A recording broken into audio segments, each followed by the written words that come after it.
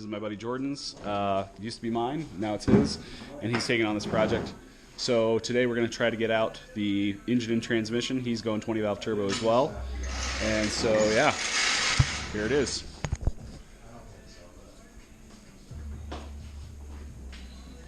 Bit rusty.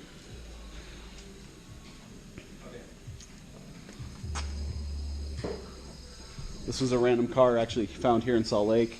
It ended up in an abandoned car auction of all places, and apparently had electrical problems. All this stuff was already pulled down and looking like this at the time of purchase, or at the time it was in the auction. I did some research.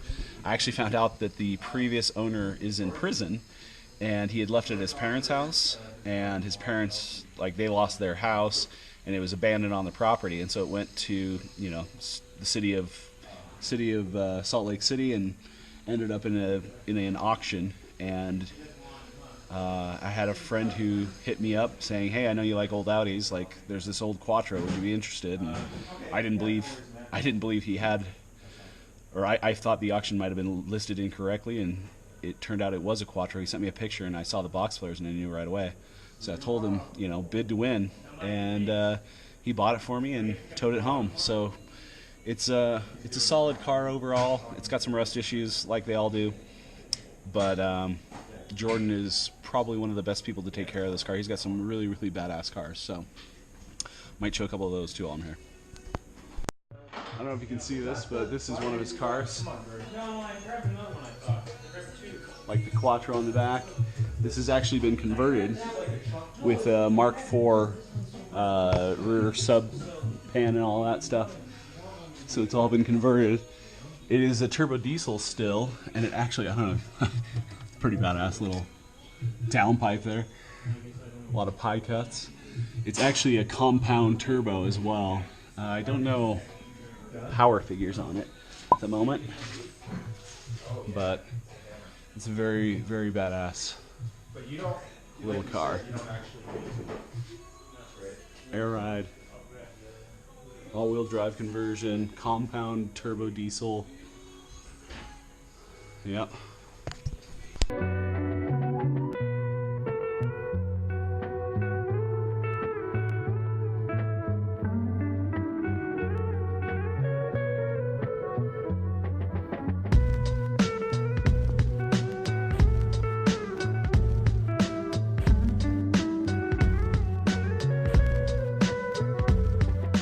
Back in the house, so I'm just going to keep going and show some progress updates for now. Got the airbox removed, most of the lines and wiring removed. We got the radiator, condenser, and fan and all that stuff out. Working on getting the AC bracket removed, the brake bomb removed, and just making some room in here. Then we're going to just basically drop it at the struts, drop the tie rods, drop the motor mounts, drop the subframe, disconnect the transmission well, not disconnect the transmission, but disconnect the bolts on the backside of the transmission for the drive shaft, remove the drive shaft, drop this whole thing out, straight out the bottom like you're supposed to. Unfortunately, like, one of the big differences between the B3s and B4s and, well, B2s and stuff is this front piece. B3s and B4s are both sectioned, and you can actually remove all these different components, whereas on the B2 it's all attached. You can't actually remove that piece unless you cut it, and a lot of people do, and you can do it cleanly and whatever. Jordan doesn't want to do that. I don't blame him, so we're not going to be cutting. We're going to do it the hard way. Drop the engine out the bottom. Luckily, Jordan is equipped with tools to make it a little bit easier, so we can lift the car up, let the engine drop down slowly and nicely. So yeah, we're at a good point, moving right along. I think it's been an hour, maybe more. And yeah, just gonna keep working at it.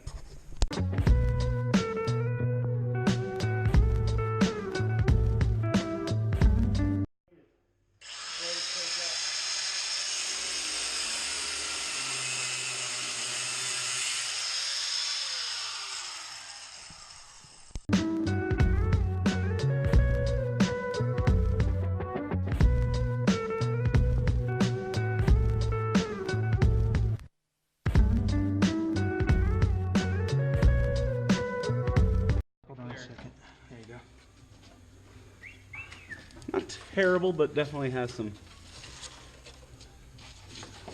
She's got a little hole. I mean, that is not bad. In all reality, that doesn't matter though. No, none of this. This is all you solid. You can patch that however you want. All you care about is these guys. This is easy. Yeah. Yeah, that's not bad at all. Because a lot of times you see it all the way through here, and it picks up all the way into the thing. That's really good. We got clean steel. Yeah. Yeah. Yeah, for the most part, this is so much seam sealer. No, that's great news, man. Yeah. No, like you can see that. Fender. Just a little. It's so no, I was actually looking at the sill down there. Oh, yeah, it doesn't. I mean, it's still solid. It's. Well, you grab the mostly surface. Oh. Right here. Check this out. Boom. Ooh, what's that? Shoddy stuff. People yeah. should be killed. Yeah, man. It's just like it's a poor repair that got.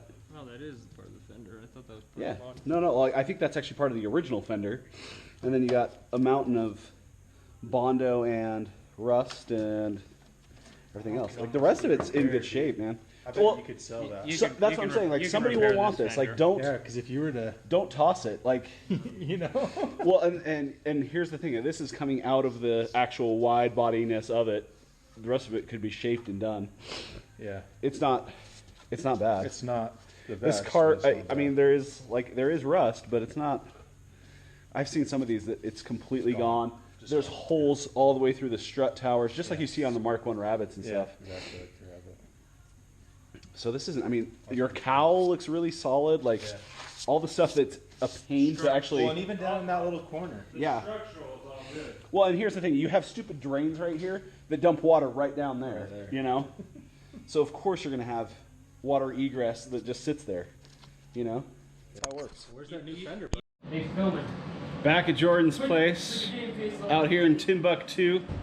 Drove out hours and hours just to come help Jordan. This is probably going to be on the same episode, so you probably just saw us working on the engine. Ian is now where the engine was. The other fender's off. They've been working a lot more on this than I have. The 20 valve turbo, getting ready to get it put in. We had the wrong needle bearing or pilot bearing in there. Looks like we got the right one now, and Jordan's setting that in there. We'll combine it with the transmission over there. That's the stock 016. And that will be all assembled together and then go in as a setup, as a complete unit. But yeah, Jordan's just pulling all the wiring harness and all that fun stuff. The WX is over here. This is on its way. I think it's for sale. I think it wants $1,500 with everything, but it's probably already sold by the time this will get posted. It's WX 295. Anyway, crack on. Is the breaker over there? So Jordan is kind of ripping out the interior now too. He's actually planning on doing a Coupe GT style dash. So the later style dashboard, later style fuse panel, later style wiring.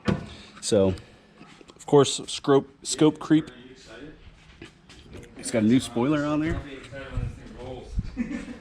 Unfortunately, this panel right over here has been replaced, and they did a shoddy job and didn't prep it, and so it's failing.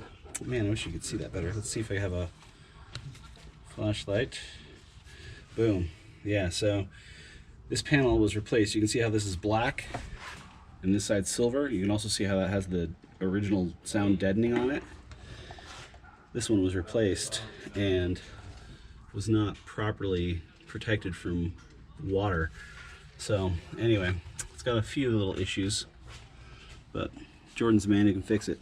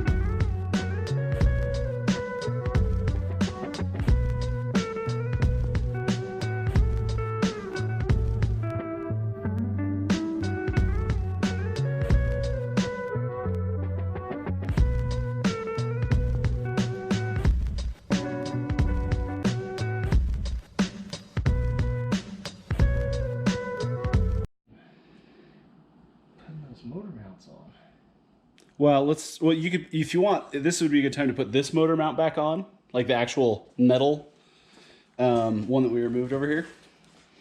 Now that it's clear of all the stuff and it's not going back down that way, or at least we don't want it to. Back, it's behind the oil dipstick. Right there.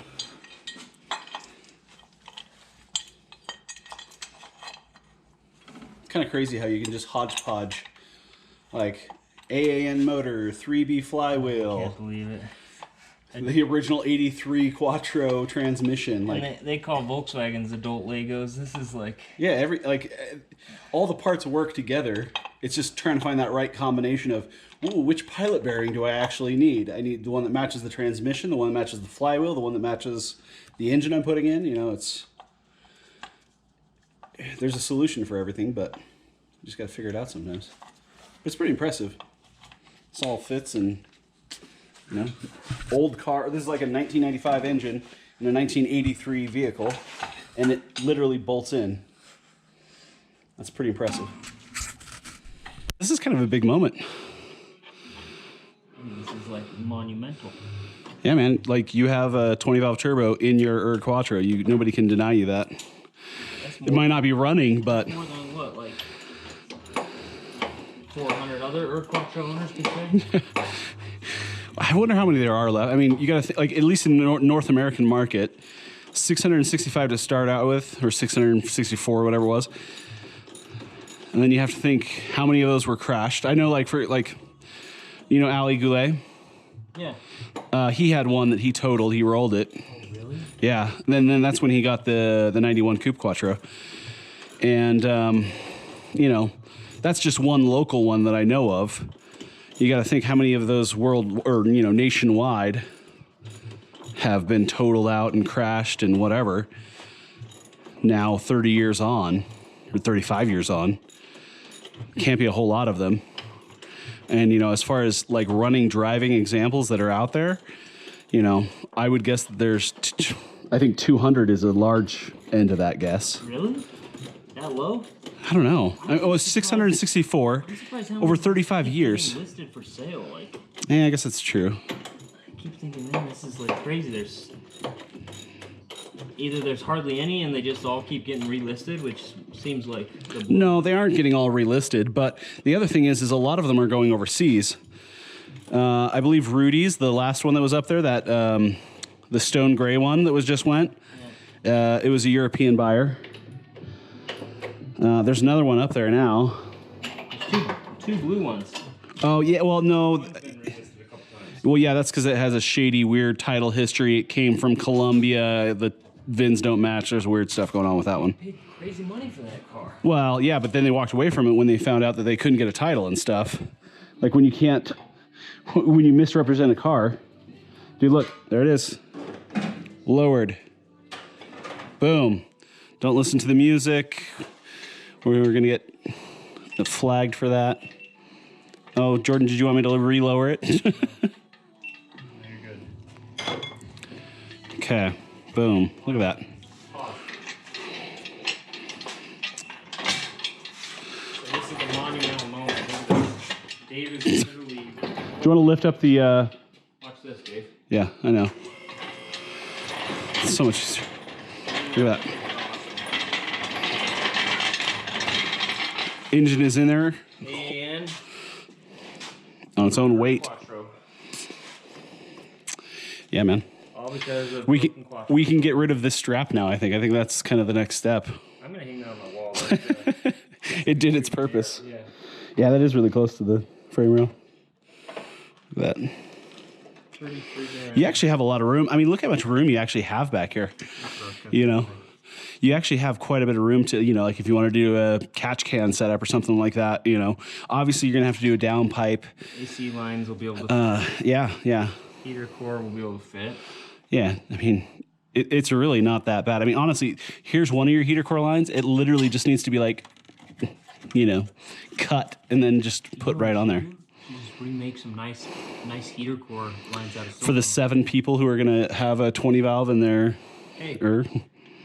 Those people need to. Support the enthusiast, you know? Dude, I'm stoked though. It's officially This is there. awesome, Dave. Thanks so much. Yeah, of course. Love helping out. So just tonight we got it, the clutch installed, throwout bearing, or pilot bearing actually, put in, transmission mated. We got, we did not bolt up the drive shaft, no. but we got it, engine mounts in, hard fixed mounted. It's actually holding on its own weight. Subframe installed with the solid subframe bushings, 034 solid mounts for the trans mounts, 034 engine mounts. Yeah, it's in place and being held under its own weight. So yeah, pretty exciting stuff. Jordan also put in the vacuum booster already. He has a different intake manifold that's way cooler than this one. And yeah, we're just moving forward. Good job, Jordan. Hey, I was gonna ask you, do you think I should coat that intake manifold?